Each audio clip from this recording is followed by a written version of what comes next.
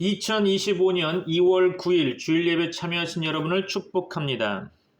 2025년 주일 예배 메시지 본문으로 예레미야서로 정했습니다. 오늘 본문의 말씀은 예레미야서 6장입니다. 특별히 오늘은 예레미야서 6장 16절로 30절 말씀을 선포하고자 합니다.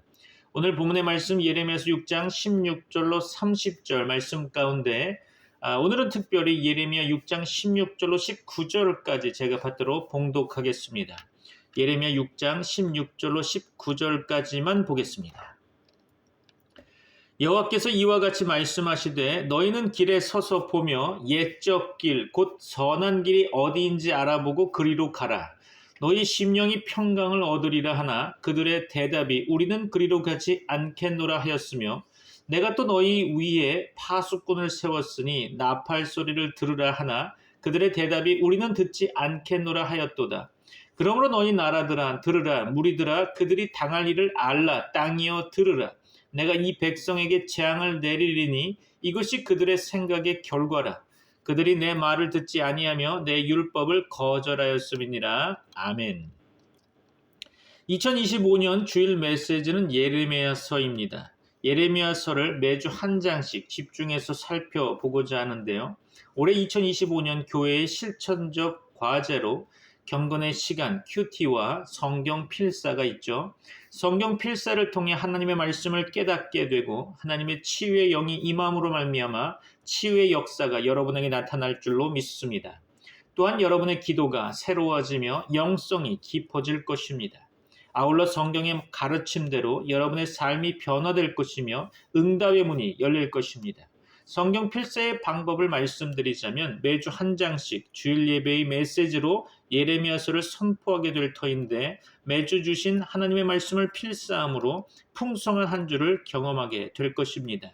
한 구절 한 구절 쓰는 가운데 여러분은 여러분의 심령의 놀라운 변화를 경험하게 되실 것입니다. 이 비법을 공유하여 많은 분들이 성경 속에서 말씀하시는 하나님의 음성을 듣게 되기를 바랍니다. 주일 메시지를 한 주간 큐티하심으로 매주 한 장씩 선포되는 말씀을 묵상하며 매일 주일에 메시지 본문을 읽고 기도하십시오. 유튜브를 활용해서 자주 말씀을 들으시는 것도 유익할 것입니다. 그리고 성경 필사를 병행하시면 더 완벽하겠죠? 하나님의 응답이 그 안에 있음을 확인하실 수 있을 것입니다. 여러분에게 많은 은사가 나타날 것임을 믿습니다. 또한 여러분의 삶에 기쁨이 충만하기를 소원합니다. 아울러 여러분의 신앙생활에 열매가 있기를 기대해 봅니다. 신앙생활은 훈련이 필요합니다. 경건의 삶으로 많은 사람에게 영향력을 미치게 되기를 바랍니다. 하나님은 전능하십니다. 하나님은 하나님의 백성을 피조물인 사단에게 빼앗기지 않으십니다. 하나님의 전능하심을 믿으십니까? 아멘이시죠? 늘 겸손하게 하나님의 도우심을 구하십시오. 성령의 충만함으로 하나님의 얼굴을 구하는 여러분 되기를 바랍니다. 여러분 혼자 살아갈 수 있는 세상이 아닙니다. 그렇죠? 하나님의 말씀 가운데 바로 서기를 주 예수 그리스도의 이름으로 축원합니다. 옛날에는 남자와 여자가 주유소를 들어가는 이유가 달랐다고 합니다. 여자들은 주유소에 길을 물어보기 위해 들어가지만 남성들은 길을 찾아 헤매다가 기름이 바닥나서 주유소를 찾는다고 하죠. 사실은 이 부분은 어리석은 모습이라 할 수 있겠죠. 자신의 고집과 안다고 생각하는 경험에 묶여서 다른 사람의 도움을 받으려 하지 않는다는 것이 어리석은 모습이 아닐까요? 우리 인생들도 자칫 잘못하면 목적지에 멀리 떨어져 헤맬 때가 많이 있습니다. 하나님께서는 우리에게 길을 가르쳐 주실 뿐만 아니라 예수 그리스도를 통해 우리에게 길이 되어 주셨죠. 성경은 우리에게 바른 길의 인생을 살아가라고 합니다.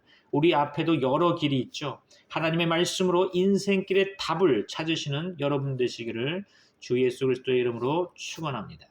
오늘 본문의 성경 말씀 선포에 앞서서 예레미야 선지자에 대한 설명과 예레미야서에 대한 배경을 잠깐 말씀드리고자 합니다. 예레미야는 예루살렘에서 약 5km 북동쪽에 떨어진 아나돗의 제사장 가문에서 태어났죠. 그의 아버지는 hil기야로서 아비아달의 제사장의 후손으로 추정됩니다. 아비아달은 다윗을 섬겼으나 솔로몬 시대에 나단을 섬기는 반역으로 말미암아 아나돗으로 보내지게 되죠. 아비아달은 엘리 대제사장의 후손입니다. 하나님께서는 예레미야를 복중에 짓기 전에 아시고 태에서 나오기 전에 구별하여 열방의 선지자로 세우셨다고 성경 말씀은 기록하고 있죠. 예레미야 1장 5절입니다. 내가 너를 복중에 짓기 전에 너를 알았고 네가 태에서 나오기 전에 너를 구별하였고 너를 열방의 선지자로 세웠노라 하시기로. 아멘. 그렇죠. 예레미야는 하나님께서 그가 태어나기 전부터 열방의 선지자로 세우시고 준비시키셨습니다.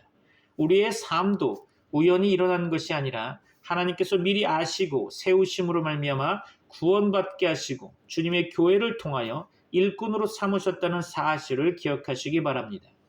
예레미야가 구체적으로 하나님의 부르심을 받은 것은 유다왕 요시야가 다스린 지 13년 차 되었을 무렵이었죠. 성경에서 확인해 볼까요? 예레미야서 1장 2절입니다. 아몬의 아들 유다왕 요시야의 다스린 지 13년에 여호와의 말씀이 예레미야에게 임하였고, 그렇죠. 예레미야가 부름을 받은 해는 기원전 627년경으로 당시 나이가 16세 전후였을 것으로 추정하고 있습니다. 그러므로 그는 부르심을 받을 때 자신을 아이라고 표현했죠. 예레미야서 1장 6절 봅니다. 내가 가로되 슬프도소이다. 주 여호와여 보소서 나는 아이라 말할 줄을 알지 못하나이다. 그렇죠. 예레미야 선지자는 모세와 같이 하나님의 부르심을 거절하고자 했으나 결국 하나님께서 그를 보호하시는 약속으로 말미암아 그 부르심에 순종하게 됩니다. 하나님께서는 예레미야에게 보라 내가 오늘날 너로 그 온 땅과 유다 왕들과 그 족장들과 그 제사장들과 그 땅 백성 앞에 견고한 성읍 쇠기둥 노성벽이 되게 하였은즉 그들이 너를 치나 이기지 못하리니 이는 내가 너와 함께하여 너를 구원할 것임이니라 여호와의 말이니라 라고 말씀하셨죠. 예레미야는 시대의 악함으로 인하여 선지자로서 존중을 받지 못했습니다. 사람들이 그를 착고에 채워 감옥에 놓고 죽이려 했기 때문이죠. 사람들의 조롱과 모욕을 감수해야 하는 어려움 가운데 예레미야 선지자는 하나님의 말씀을 전하지 않으려 했습니다. 예레미야 20장 9절이죠. 내가 다시는 여호와를 선포하지 아니하며 그 이름으로 말하지 아니하리라 하면 나의 중심이 불붙는 것 같아서 골수에 사무치니 답답하여 견딜 수 없나이다. 아멘. 그렇죠.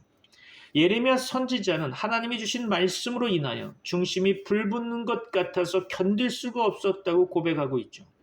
예레미야 선지자는 불순종하는 백성들에게 하나님의 말씀을 신실하게 전했습니다. 예레미야 선지자는 많은 핍박이 있었지만 하나님이 주신 말씀을 신실하게 전파했던 거죠. 하나님께서는 예레미야 선지자에게 결혼하지 말라고 하셨습니다. 예레미야 16장 1절이죠. 여호와의 말씀이 또 내게 임하니라 가라사대 너는 이 땅에서 아내를 취하지 말며 자녀를 두지 말지니라. 그렇죠.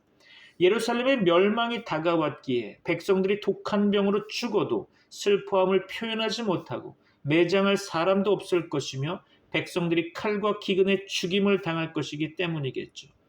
그러므로 예레미야 선지자가 결혼하지 않게 하신 하나님의 뜻은 하나님의 심판을 경고하는 상징적인 의미였을 것입니다. 성경에는 믿음의 사람들의 상징적인 행동을 통하여 하나님의 말씀을 보여주는 경우가 종종 있었죠. 노아가 방주를 준비한 것은 세상을 향한 하나님의 경고 메시지였습니다. 호세아 선지자가 음란한 여인인 고멜을 취하여 결혼한 것은 하나님이 음란한 이스라엘을 향한 하나님의 사랑을 보여주고 있는 거죠. 예수 그리스도께서 십자가에서 죽으신 것은 인류를 위한 심판과 구원의 메시지가 함축된 것입니다. 예레미야 선지자는 그의 생명의 위협으로 큰 절망을 느꼈죠. 그는 아나돗의 고향 사람들인 제사장들이 자신을 죽이려는 것을 하나님의 보호하심으로 구조되기도 했고 예루살렘에서는 감옥에 갇히기도 하고 심지어는 구덩이에 빠져 죽음의 위기에 처하기도 했습니다. 그는 자신의 삶의 고통으로 인하여 자신의 태어난 날을 저주하기도 했죠. 예레미야서 20장 14절입니다. 내 생일이 저주를 받았다면 나의 어미가 나를 생산하던 날이 복이 없었다면. 그렇죠. 그는 쑥과 독초와 같은 고통을 경험하고 있었지만 하나님이 주신 사명의 중심에 불붙듯이 뜨거움이 있었기에 사명을 포기하지 않았던 것입니다. 예레미야 선지자는 예루살렘의 멸망을 지켜보는 아픔을 당했지만 하나님의 신실하심으로 다시 소망을 갖게 됩니다. 예레미야 에가서 3장 22절로 23절입니다. 여호와의 자비와 긍휼이 무궁하심으로 우리가 진멸되지 아니함이니이다. 이것이 아침마다 새로우니 주의 성실이 크도소이다. 아멘. 그렇죠. 하나님의 신실하심을 의지했던 예레미야 선지자는 하나님의 구원을 잠잠히 기다렸습니다. 그리고 백성들을 향하여 자신의 죄악을 버리고 하나님께로 돌아가라는 메시지를 던졌던 거죠. 예레미야 선지자는 바벨론이 예루살렘을 함락했을 때 살아남았지만 그달랴가 암살되자 요한안에 의하여 애굽으로 끌려가게 됩니다. 예레미야 선지자는 애굽의 느부갓네살 왕을 보내신 하나님께서 애굽과 유다 사람을 심판하실 것이라는 예언을 전하게 되죠. 예레미야 선지자는 하나님이 주신 사명을 40년간 감당하다가 애굽에서 생을 마감하게 됩니다. 자, 오늘 본문의 말씀을 통해서 하나님의 말씀을 상고해 보고자 합니다. 하나님께서 재앙을 내리시는 것은 하나님의 말씀을 거부하고 그분의 법을 버렸기 때문일 것입니다. 예레미야서에서 보면 북방에서 치러오는 민족은 아주 잔인하고 무자비해서 유다 백성은 두려워 떨며 고통스러워할 것이라고 기록되어 있죠. 유다는 내어버린 은이라 칭함을 받습니다. 사람들은 새 것과 새로운 방법이 신앙생활의 조리라고 기대하곤 합니다. 때로는 그것이 오히려 교회를 넘어지게 할 수 있다는 것을 간구하는 것 같습니다. 우리에게 중요한 것은 말씀에 다 들어있음을 인정하고 말씀에 순종하는 것을 무엇보다 우선시해야 한다는 거죠. 하나님의 선민이었던 유다 백성들의 실수는 무엇이었다고 생각하십니까? 이전에 알려주었고 언약으로 보여주셨으며 지시하신 많은 계명과 율법들이 있었지만 그들은 그 방법대로 살아가지 않았던 것입니다. 본문에서는 원리를 따르지 않는 유다 백성들의 경고가 나오고 있죠. 16절로 21절 말씀 봅니다. 여호와께서 이같이 말씀하시되 너희는 길에 서서 보며 옛적 길 곧 선한 길이 어디인지 알아보고 그리로 행하라. 너희 심령이 평강을 얻으리라 하나 그들의 대답이 우리는 그리로 행치 않겠노라 하였으며 내가 또 너희 위에 파수꾼을 세웠으니 나팔 소리를 들으라 하나 그들의 대답이 우리는 듣지 않겠노라 하였도다. 그러므로 너희 나라들아 들으라 무리들아 그들이 당할 일을 알라. 땅이여 들으라 내가 이 백성에게 재앙을 내리리니 이것이 그들의 생각의 결과라. 그들이 내 말을 듣지 아니하며 내 율법을 거절하였음이니라. 시바에서 유향과 먼 곳에서 향품을 내게로 가져오면 어찌함이냐. 나는 그들의 번제를 받지 아니하며 그들의 희생제물을 달게 여기지 않노라. 그러므로 여호와께서 이와 같이 말씀하시니라. 보라 내가 이 백성 앞에 장애물을 두리니 아버지와 아들들이 함께 거기에 걸려 넘어지며 이웃과 그의 친구가 함께 멸망하리라. 아멘. 하나님께서는 유다 백성에게 옛적 길이 곧 선한 길이라 말씀하시면서 그리로 가야 평강을 얻는다고 말씀하셨지만 유다 백성은 그 말씀을 거부했죠. 또한 나팔을 부는 파수꾼을 세워주셨으나 그 경고도 무시했습니다. 하나님께서 이스라엘에게 역사를 되돌아보며 살 길을 찾으라고 권면하십니다. 16절이죠. 너희는 길에 서서 보며 옛적 길, 곧 선한 길이 어디인지 알아보고 그리로 가라. 너희 심령이 평강을 얻으리라. 아멘. 그렇죠. 이스라엘은 지금의 길을 버리고 생명으로 인도해 주던 옛적 길을 찾아 그 길로 가야 합니다. 옛적 길은 출애굽 당시 광야 가나안에 이르는 길을 가리키는 거죠. 애굽을 떠나 광야를 지나 가나안에 들어가는 길은 이스라엘이 하나님을 따라간 길이었습니다. 선한 길은 생명과 축복 그리고 평강과 같은 선한 것이 주어지는 길이겠죠. 하지만 오래전부터 이스라엘은 하나님의 권면을 단호하게 거절했던 것입니다. 지금의 길이 선한 길이고 가나안의 물질적 삶에서 평강을 찾았다고 생각했습니다. 그들은 옛적 길을 찾아 되돌아갈 이유가 없다고 느꼈을 것입니다. 하나님께서 파수꾼 즉 선지자를 세워 나팔 소리를 들려주셨지만 그들은 귀를 막고 듣기를 거절했던 거죠. 평강의 선포에 길들여진 귀는 회개를 외치는 선지자의 경고를 듣기 싫은 소음으로 여겼던 것입니다. 본문 18절로 19절 말씀은 심판을 선언하고 있죠. 하나님께서 나라들과 땅을 증인으로 부르시고 하나님의 말씀 듣기를 완강하게 거절한 이스라엘을 재판하십니다. 모든 민족이 알도록 이스라엘에 대한 판결을 공개적으로 선포하고 계시는 거죠. 판결은 징벌보다 그 원인에 초점이 맞춰지고 있습니다. 19절입니다. 내가 이 백성에게 재앙을 내리리니 이것이 그들의 생각의 결과라. 그들이 내 말을 듣지 아니하며 내 율법을 거절하였음이니라. 그렇죠. 하나님께서 이스라엘에게 재앙을 내리시지만 다른 한편으로 이 재앙은 유다가 자초한 것이기도 하죠. 유다의 잘못된 생각이 자라나서 결실한 악한 열매가 재앙으로 나타나는 것입니다. 그들이 하나님의 말씀을 거절하고 자기 생각과 계획에 따라 살았기에 그들에게 재앙이 임하게 되는 거죠. 불순종의 씨를 뿌린 이스라엘은 재앙의 열매를 거두게 됩니다. 본문의 말씀 가운데 동사 듣다와 17절의 파수꾼을 함께 고려해 볼 때 여기서 내 말이라고 하는 표현은 파수꾼, 즉 선지자들을 통해 선포된 하나님의 말씀을 가리키는 것으로 보여집니다. 현재의 문맥에서 제의적 경건을 비판하는 본문 20절의 말씀은 그들의 생각의 결과의 구체적인 예에 해당될 것입니다. 시바에서 들여오는 값비싼 유향과 먼 땅에서 가져오는 귀한 향품으로 분양한들 하나님께서 좋아하시겠습니까? 기름지고 풍성한 번제물과 희생제물에 하나님께서 배부르시겠습니까? 귀하고 값진 예물과 풍성한 제사가 그분의 말씀과 율법을 대신할 수 없는 것입니다. 말씀에 순종하지 않는 자들이 드리는 예물과 제사는 하나님과 상관없는 저들만의 행사에 불과하다는 거죠. 이스라엘의 제의적 경건은 그들의 생각에 따르는 것이지 하나님께서 원하시는 모습이 아니라는 것입니다. 하나님께서 이스라엘에게 원하시는 것은 옛적 길을 찾아 그 길을 가는 삶, 그 길을 따르는 삶, 곧 그분의 말씀과 율법에 순종하는 삶일 것입니다. 여기서 유향은 제사 때 피우는 거룩한 향을 만드는 주 재료이고 향품으로 번역된 원문의 의미는 창포나 향초 줄기를 가리키는 거죠. 참고하시면 좋겠습니다. 당시 유향과 향품은 모두 먼 곳에서 들여오는 귀한 수입품이었죠. 유향과 황금, 향료와 보석으로 유명했던 시바는 아마도 아라비아 남부에 있었던 것으로 보여집니다. 21절 말씀 가운데 옛적 길을 찾아 그 길로 걷기를 거절한 이스라엘에게 심판이 선포되고 있습니다. 하나님께서는 길에다가 장애물을 놓아 이스라엘이 걸려 넘어지게 하시죠. 그들의 생각의 결과라는 점에서 멸망은 이스라엘의 초래한 재앙일 것입니다. 또한 하나님께서 장애물을 두어 걸려 넘어지게 하셨다는 점에서 멸망은 이스라엘의 불순종에 대한 그분의 심판인 것입니다. 하나님께서 놓으신 장애물이기에 넘어짐과 멸망의 예외는 없죠. 아버지와 아들들, 집안이죠. 이웃과 그의 친구, 공동체죠. 함께 넘어져 멸망할 겁니다.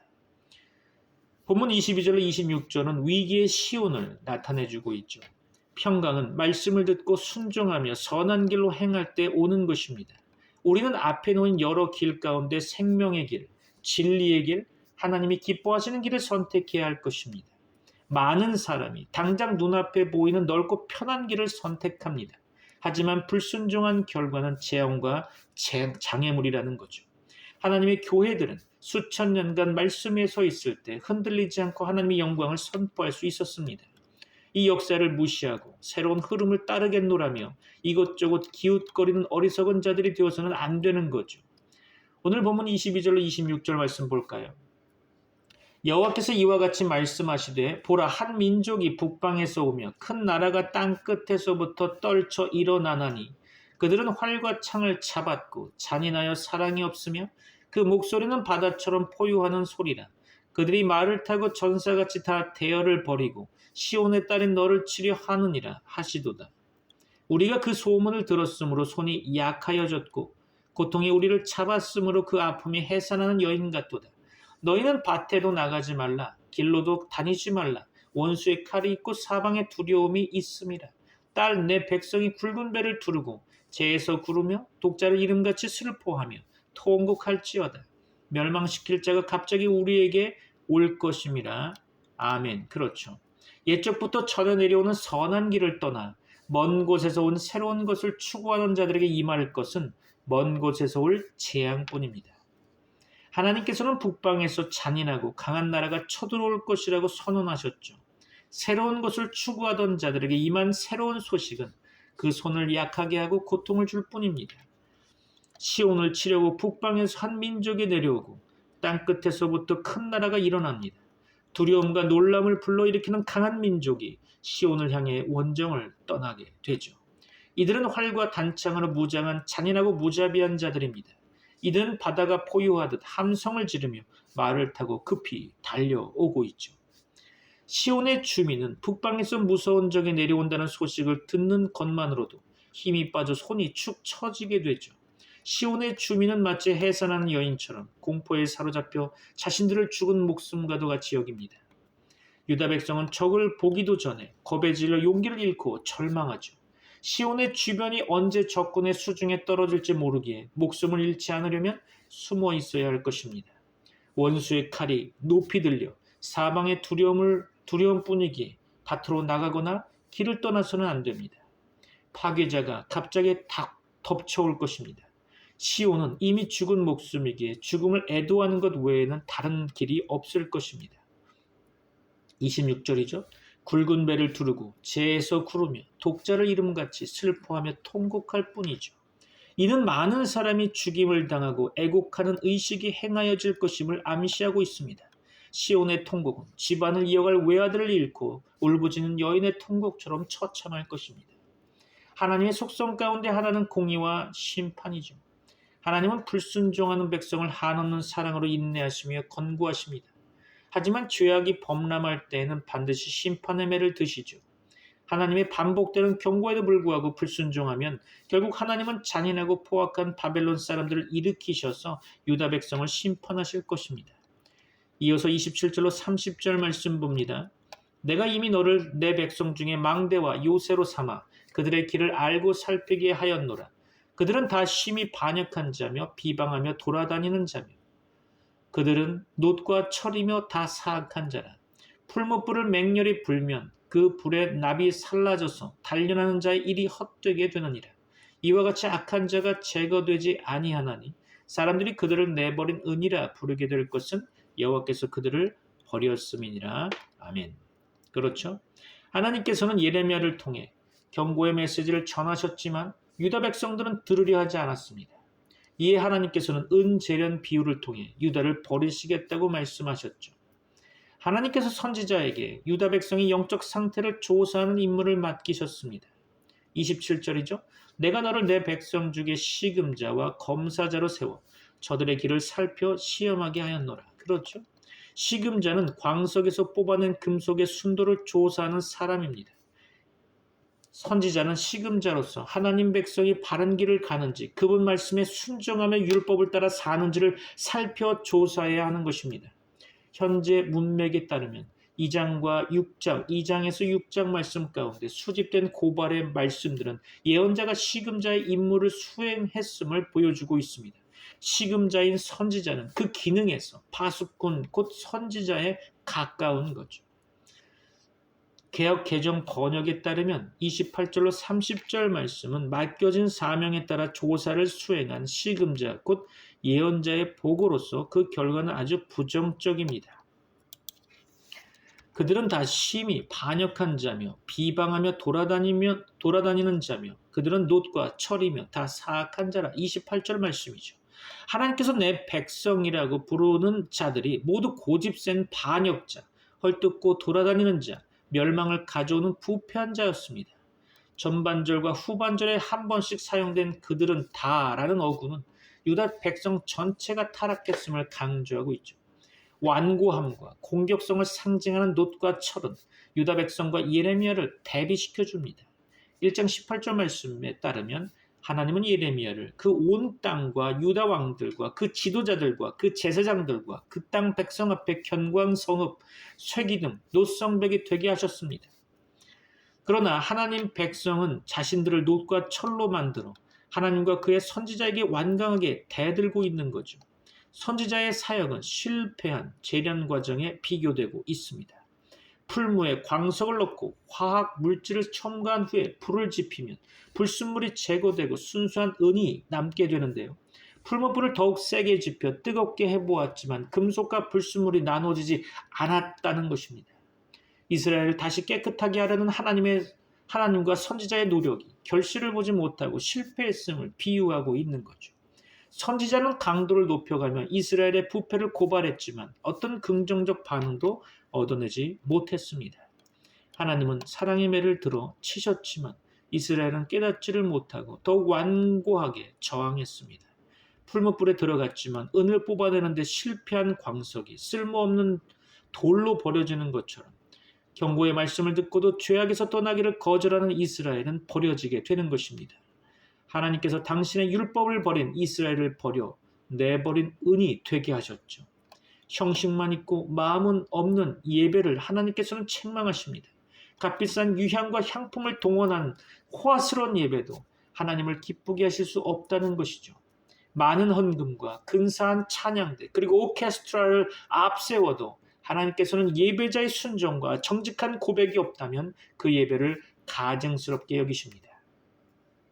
형식이 아니라 우리가 마음으로 순종의 예배를 드리고 있는지 자신을 돌아보아야 할 것입니다. 오늘 하나님의 성령의 충만함으로 말미암아 말씀을 깨닫는 시간이 되기를 주 예수 그리스도의 이름으로 축원합니다. 여러분을 주 예수 그리스도의 이름으로 축복합니다. 기도하겠습니다. 지금은 우리 주 예수 그리스도의 은혜와 하나님의 사랑과 성령님의 교통하심이 트리니티 미라클 교회 모든 권속들과 세계 교회 위에 이제부터 영원까지 함께 있을지어다. 아멘.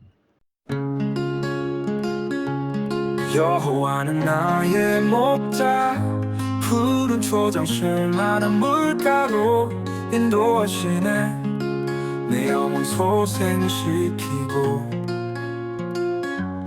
의의 길로 인도해 주의 이름 위하여 날 이끄시네 여호와는 나의 목자 내 평생에 선하심 날 따르리 여호와는 나의 목자 내 평생에 선하심 날 따르리 어두운 골짜기 지나도 두려움 없네 주의 지팡이와 막대기 날 안위하시네 주께서 내 원수 앞에 상을 베푸시고 기름으로 내 머리에 부으시네 여호와는 나의 목자 내 평생에 선하심 날 따르리 여호와는 나의 목자 내 평생에 선하심 날 따르리 주의 집에 영원토록 거하리라 주의 집에 영원토록 거하리라 여호와는 나의 목자 내 평생에 선하신 날 따르리 여호와는 나의 목자 내 평생에 선하신 날 따르리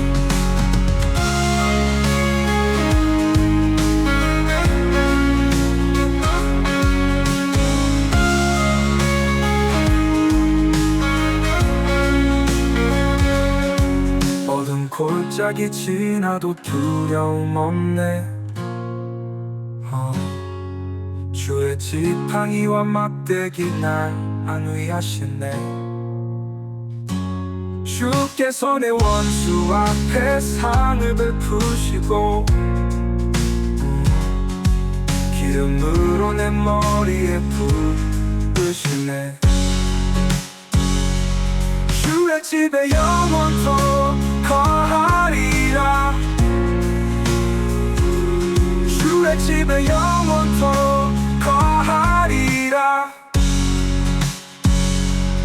여호와는 나의 목자 내게 부족함 없네 내 평생에 선하심 날 따르리